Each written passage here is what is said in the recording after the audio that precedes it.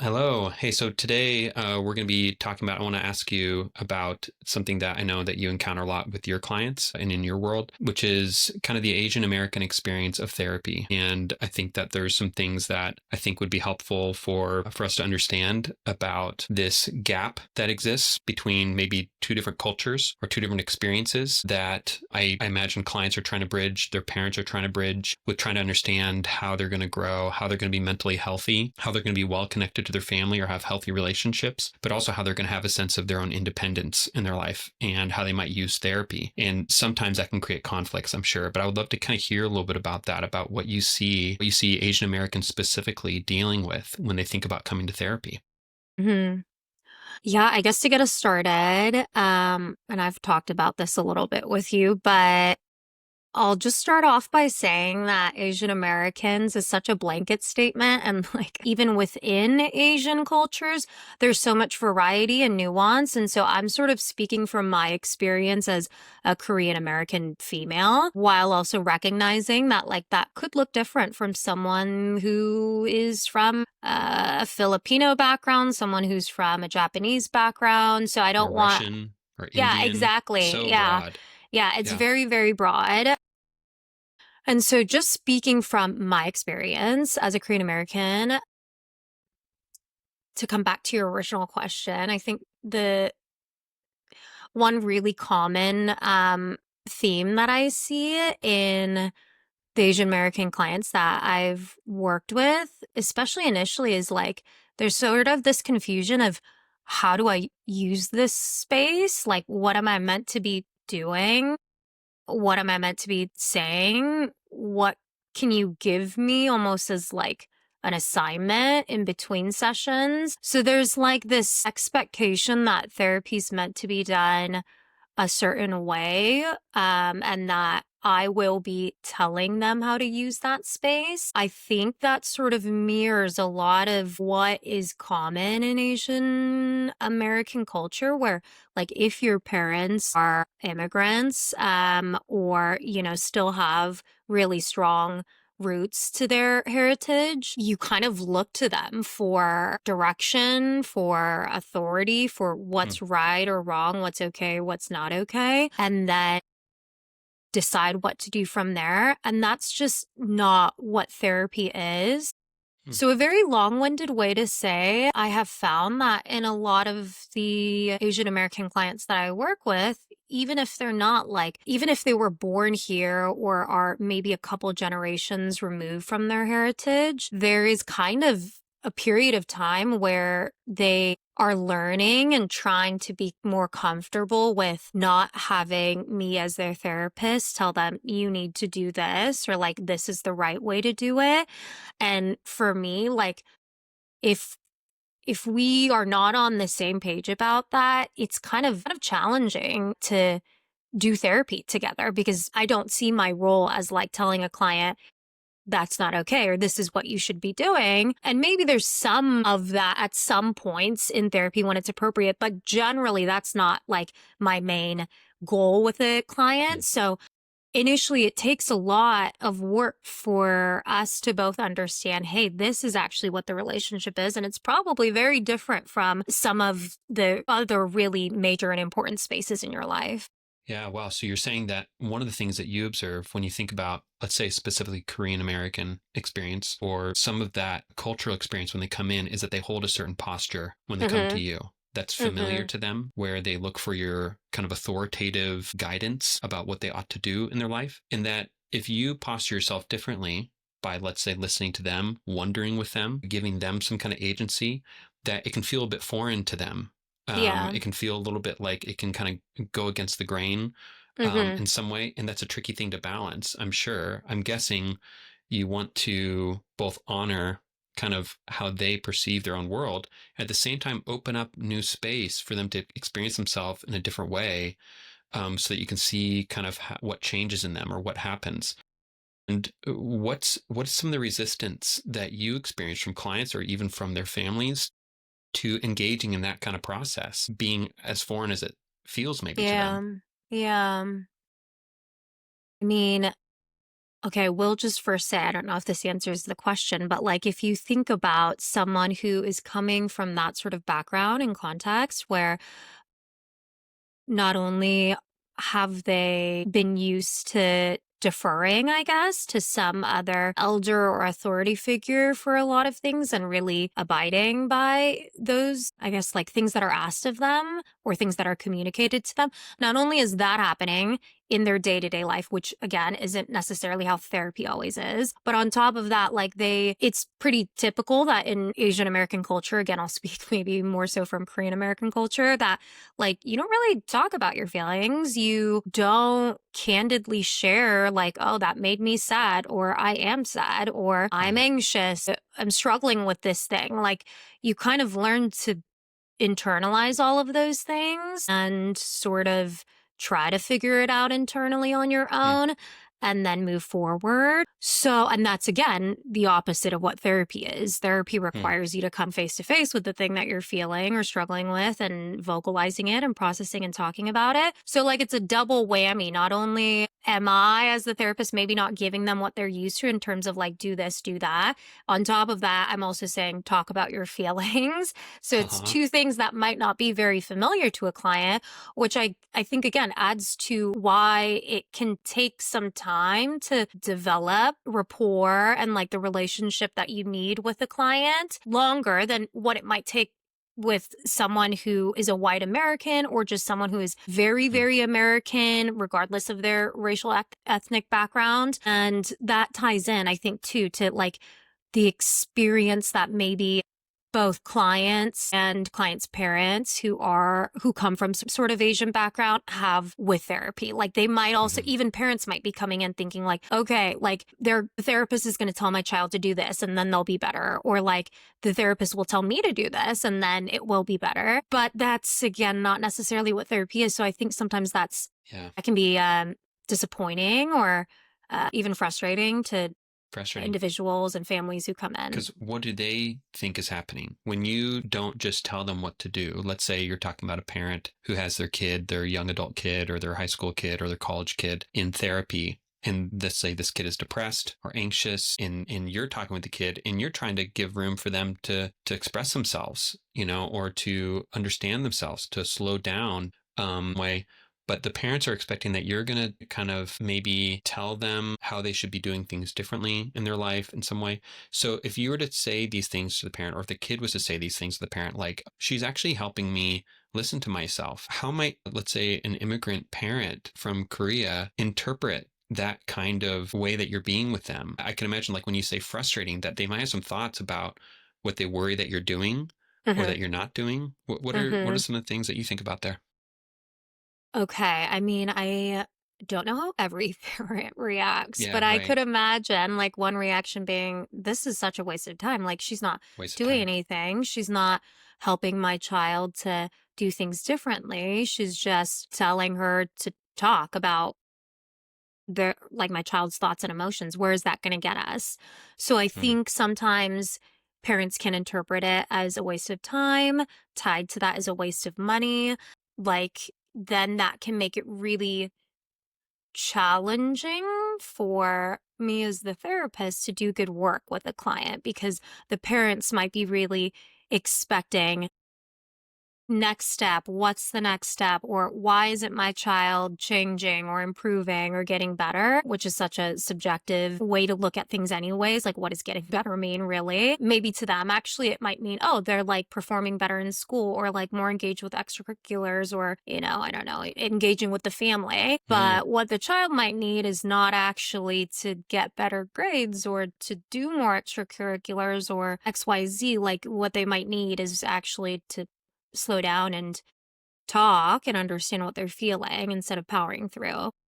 mm. Yeah, I don't know if that answered the question. Yeah, totally. And then, so, and speaking of that, let's say you were to talk to one of those parents, and you're to try to understand what is it that they want for their kid. If it's not for the kid to, let's say, express their feelings and be more emotionally healthy and connected in that way to themselves, to their life, how do you think, like let's say an immigrant parent or someone from that culture, what do you think they would say in terms of what they really want for their child or for themselves and for their family Mm. that they're hoping therapy would provide? I think sometimes that's even hard for the parents to articulate. Like, I think it's this vague expectation of, I just want them to be better. I want them to be like Hmm. normal again. Hmm. But that doesn't really, that doesn't define, I guess, Yeah. clearly what they're wanting for their child. Um, so yeah, it's sort of this arbitrary, like, make my child better expectation, but le- uh, Make my child better, help them to get their grades up or to kind of be able to function better in mhm. society in some way. Is Yeah, this what you're yeah. meaning? Yeah, I think that. And I mean, all of those things are important. I'm not like resistant to like a child feeling better, performing better. Those are important things. Oh, like I could imagine that if it's just academics that we're working on, like, Yeah. or getting better at their extracurriculars, like that probably is a different field. Like that would mean, I don't know, hiring a tutor Hmm. or something like that, or Right. working with coaches. That's not what therapy is. And Yes. so that can be, again, like frustrating to hear. Hmm. On the parent side, but I think it's important to like kind of make that clear that therapy is not that, but here's what it is. And our end goal is the same. We want your Yeah. child or you to like be in a different place where you're not so distressed. But the path to get there is, it might not be exactly what you're wanting or what you're imagining. The path to get there is going to look very different than what you think it is, right? And this is where I think it requires so much care because I think one of the things that you probably would need from an immigrant parent is for them to be able to understand themselves about what they actually want for their child. So for example, I can imagine sitting with a parent and going, okay, you want them to do well in school. Can you tell me about why that is so important to you, right? What makes that important? Oh, because I want him or her to be able to make enough money as a professional. Oh, why is that? Because it brings stability to our whole family, or it alleviates our anxiety about whether they're actually going to be able to be independent or start a family. I don't know what that'd be for every specific family, but I imagine that that might be like the first pylon that needs to be established to be able to build a bridge across, is to be able to have some kind of language together about be able to identify what you want for this child. And also I realize that we're Yeah. talking about parents and children. I bet we could also talk about this with just an adult Yeah. who has their feet in both cultures, Yeah, who both definitely. wants to explore themselves, also understands themselves as just needing to get maybe their life together, or why do I still need to talk about my emotions, and we still need to bridge this gap for them. Yeah. But Yeah. If something we, I kind of, yeah, go ahead. Oh, sorry. I was just going to say, if we bring it back to like the individual, I think probably the inner monologue that could happen is like, well, I need to keep performing. I need to keep doing X, Y, or Z so that I can financially support myself, make more money, maybe support my family, my parents. All of those things are true.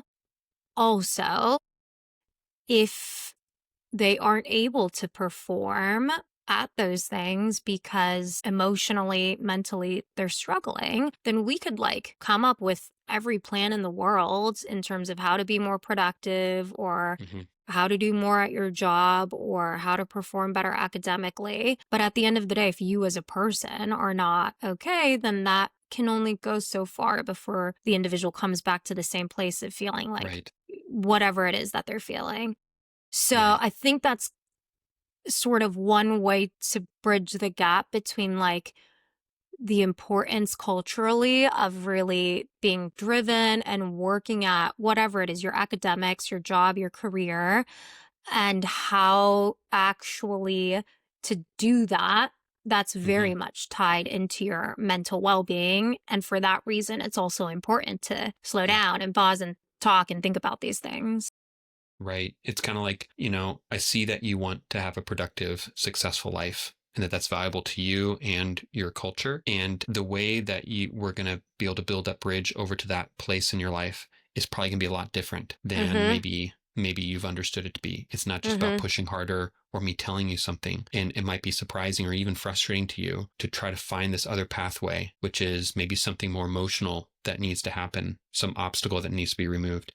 Something I wonder a lot about along those lines, and this is me not knowing very much at all about Korean culture or about different spiritual or healing traditions outside of maybe my own. But I kind of go, I bet I know very little about what, and maybe they don't know very much about what those traditions have been in, let's say, Korean culture that have traditionally, for however many hundreds of years, helped with these issues. When something's blocked, when something's obstructed in a family relationship or in a person or in what they're supposed to be doing in their life, where are they supposed to go? Within that culture, before psychotherapy, before all these other, more modern healing traditions, what were the resources that that community had that maybe they've even lost touch with as they come over to America, that might have been resources to them to be able to find some kind of path in their life or to be able to reconnect in some way. I kind Yeah. of wonder about that for Yeah. in this situation. Yeah, I mean, that's a great point. Like, I will say, like, maybe like my parents' generation, the generations before that, they grew up in a pretty different cultural context. Like, not only in terms of a different country, but the times were different. So, what was required of them in order to just survive may have really been to work and to work really Hmm. hard, not spend money, save all your money. Otherwise, you're not going to be able to, I don't know, buy dinner that night or Yeah. be able to provide clothes for your kids. So, in order to survive, especially like, I mean, I'm just thinking, I mean, there's so much that goes into that. There was so much turmoil and war happening my parents' Mm. generation, my grandparents' generation, and before that. So, I mean, if you're in that context, you really don't have the luxury about pausing to think about your feelings. Hmm. So, I think that's where some of the disparity can happen because that is how they survived, and that's important to remember. Yeah. And then at the same time, it's hard because that's not necessarily the present day environment that a lot of Hmm. us find ourselves in. So, try to operate the same way probably really isn't helpful and it might also be challenging for parents to understand what's the problem here? Like, why aren't you able to just keep it moving and like not dwell on Hmm. that? Like, why are you focusing, I guess, so much of your energy, your Yeah. mental space, your emotions on that? It can just be in a non malicious way really hard for parents to relate to their child who's Yeah. growing in a completely different context, different times to understand why emotions are being experienced so much more differently than they did or their Yeah. parents did or before that. I think it's a beautiful thought. And then you go, not only, like you said, not only did they carry over their own cultural understanding of what it means to be Korean, they also carried over their own context of what it has meant for them to be an immigrant Yeah. and to try to push as hard as they can to not drown in a Yeah. new environment. And they might not be able to see, I'm guessing, that their stability that they've created for their kids is part of what has helped the kid to be able to reconnect with themselves and have the Yeah. safety to express emotionally. We know this, right, from like trauma studies that like in order for an emotion to be expressed, there has to be some kind of, modicum of safety, some kind Mm-hmm. of container. Yeah. And I'm thinking about people, I mean, from my own culture here of like the people who've come west, and people who have been pioneers who have gone like, I need to make something of myself. And it's a similar kind of push, of I can't afford to slow down. I can't afford to think about philosophical things that people way over in the East Coast are thinking about in their universities. I've got to figure out how to like hunt, Yeah. and do something, but it's only maybe the children or these Korean immigrant children, for example, or others who maybe are able to, for the first time in since their family has moved over, reconnect with something internal or Yeah. reconnect with something meaningful about their life. Mm-hmm, mm-hmm. Yeah, and that's the tension I think that's being experienced. That's the part of the cultural differences. Like if the child is growing up in a very white American society where it's pretty encouraged to be in tune with your emotions, talk about them, acknowledge them, process them, and they're coming from parents who don't do that and aren't familiar with that and just aren't never lived that way. It creates a very maybe confusing experience for the individual and contributes to the question of like why then would I go to therapy or Hmm. why is it so impossible for me to start therapy or I feel like I'm doing something bad by Yeah. thinking of starting therapy. Yeah, just because, again, of the cultural differences between the environment they're growing up in and then what is has been taught to them as what's okay by their parents' environment and Right. their Right. heritage. Yeah. Okay, so let's say you were to sit down with that kind of parent who maybe is your assistant to therapy. What would you want them to understand about what you're trying to do in therapy with their child? I think I might say, and this would probably also apply to adult clients as well. Yeah. Probably say like our end goal is the same. Like we want you or your child to feel better, whatever that might look like to you or to your child. But the way that we go about it might not be exactly what you're imagining or expecting. And I almost like have an obligation to really be candid about that from the get go because I don't want there to be some like major confusion or frustration or disappointment around how therapy is going. And if it does feel that way, we can talk about it. But yeah, my goal here obviously is to help the individual to be more fully functioning, more satisfied. And that can come with being more productive, and doing more work or getting better grades or making more money, sure. But that's not the nature of my job. Like, my job is not to help you to get better grades or to perform better at Hmm. work. My job is to help you to understand why those things are hard, what's happening in your Yeah. inner world that makes it challenging, and then how can we, adjust to actually work towards the same goal.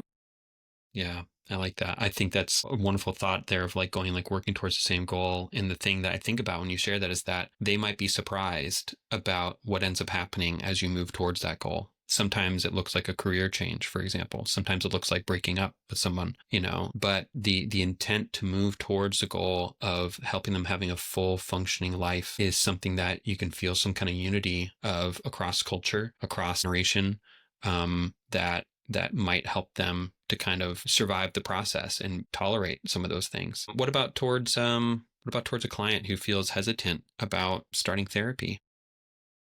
Like, what would I say to them? Yeah, what would you want them to know? I mean, I think I would normalize that feeling. It's understandable. What we're doing in therapy is so opposite to potentially a lot of the spaces they grew up in. So it's okay to be hesitant. It's okay to be unsure. It's okay to be scared. And also, like, if we're at the point where we're even having that conversation, to me, that sort of indicates they've debated it for some time and have finally worked up the courage to reach out. And so that might mean like a part of them wants that space and wants to be able to Hmm. utilize it. So, yeah, I guess, yeah, that's part of probably what I would say. Yeah, there's a part of them that does want there's probably a tug of war inside, Mhm. between these things, and you wanted to pay Mhm. attention to both sides of that, right? The part of them that's hesitant, and then also the part of them that's trusting themselves that it's the right thing for them to move forward. Yeah, I like that. All right. Well, do you want to say anything about kind of the work that you do? Sure. Yeah. I work primarily with individuals, couples too, but mostly individuals who are struggling with anxiety, depression, relational issues, disordered eating, trauma, PTSD, issues related to spirituality and religiousness, and then also race and culture. I think my favorite clients are ones that often are people of color or from minority backgrounds. Not to say that like I don't enjoy all of my clients, but Uh-huh. I really love working with minority cultures. As someone who is also from a minority culture, I want, like, it's a meaningful part of my work to be able to Yeah. give back to this community that I'm also a part of. So, yeah, it's challenging at times because I see parts of myself in a lot of those clients, but I think also it provides a space that is often lacking for people who look like me, people who come from similar backgrounds to me. And so, all of that to say, that's why I love to work with people of minority cultures. But yeah, Yeah, that's wonderful. Well, Rose, thank you so much. thank you.